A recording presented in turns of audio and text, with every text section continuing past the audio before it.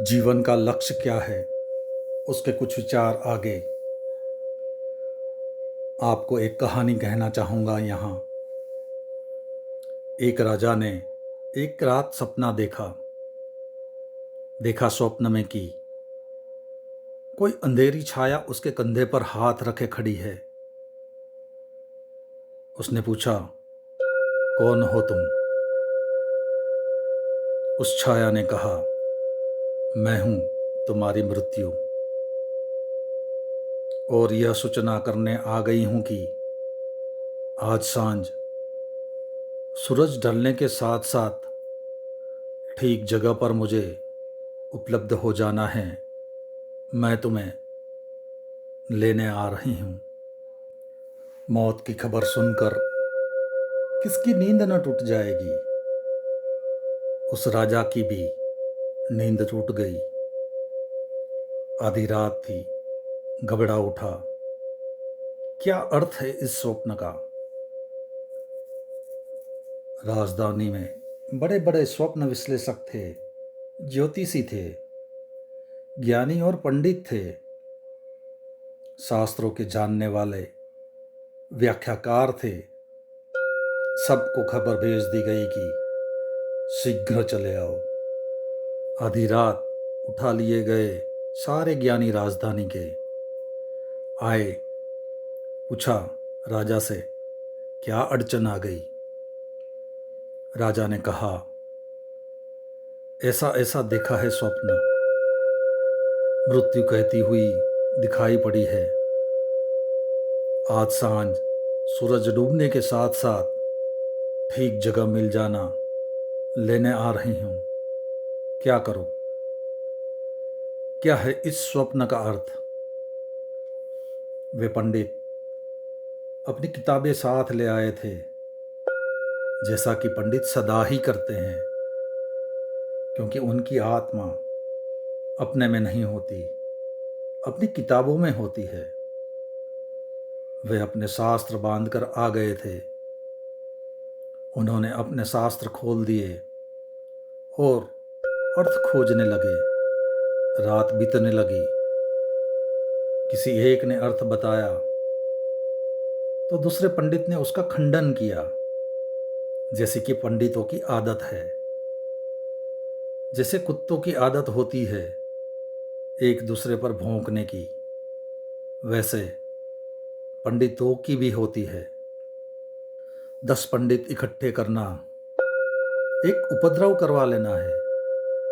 एक उपद्रव हो जाए, झगड़ा हो जाए, हत्या हो जाए, कुछ भी हो सकता है।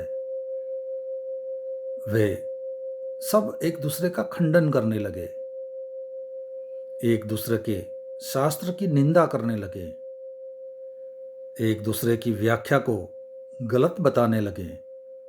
राजा बड़ा परेशान हो उठा। सांझ बहुत जल्दी हो जाएगी और इन पंडितों की व्याख्याओं का कोई अंत दिखाई नहीं पड़ता।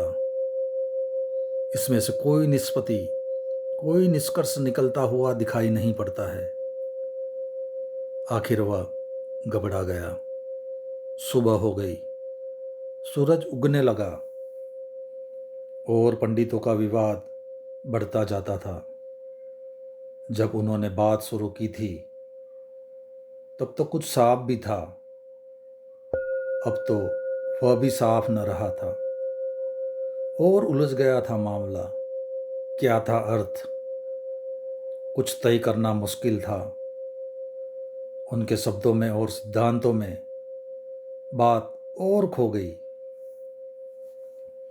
राजा का एक वृद्ध नौकर था। उसने उसके कान में कहा, महाराज, इन पंडितों को कयामत तक भी निष्कर्ष मिलेगा, इसकी कोई आशा नहीं है।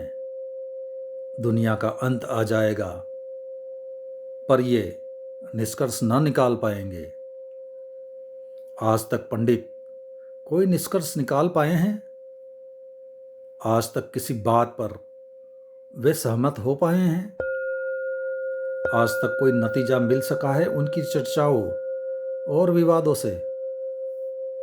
लेकिन इनके विवाद तो लंबे चलेंगे, सांझ जल्दी हो जाएगी, देर नहीं है। सूरज उग गया है, और जो सूरज उग आया है उसे डूबने में देर कितनी लगेगी, क्योंकि जो उग आया है वह डूब ही जाएगा।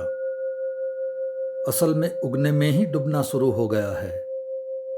सूरज ऊपर उठ रहा है तो अच्छा होगा यह इन्हें व्याख्या करने दे।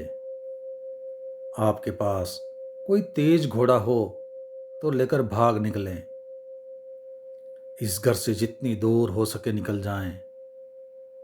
मौत ने संकेत बिल्कुल स्पष्ट दिया है। इस घर में जहां मौत की छाया पड़ी हो और जहां मौत ने आकर खुद सूचना दी हो, कंधे पर हाथ रखकर वहां रुकना एक क्षण भी उचित नहीं है। राजा को बात समझ में पड़ी। पंडित अपना विवाद करते रहे। राजा भागा। उसके पास तेज घोड़ा था। तेज घोड़े पर बैठकर उसने यात्रा शुरू की। वह भागा प्राणों को छोड़कर, अपनी उस पत्नी को जिससे उसने बार बार कहा था, तेरे बिना एक क्षण भी जीवन असंभव है। उसकी भी उसे याद ना आई कि उससे विदा मांग ले। मौत के समय किसको किसकी याद रह जाती है, और वे वचन जो हमने मौत के अनजाने में दिए हो, उन वचनों का किसको स्मरण रह जाता है। जिन मित्रों से उसने कहा था, तुम मेरे प्राणों के प्राण हो और तुम हो, इसीलिए मेरी जिंदगी में आनंद है, और तुम्हें छोड़कर मैं एक क्षण भी न जी सकूंगा, उसकी भी कोई याद ना आई। उनसे भी विदा लेने का कोई ख्याल पैदा ना हुआ। मौत सामने हो तो कौन मित्र रह जाता है। राजा तो बिल्कुल तेजी से भागा। बस आज इतना ही। यह कहानी अगले अध्याय में कंटिन्यू रहेगी।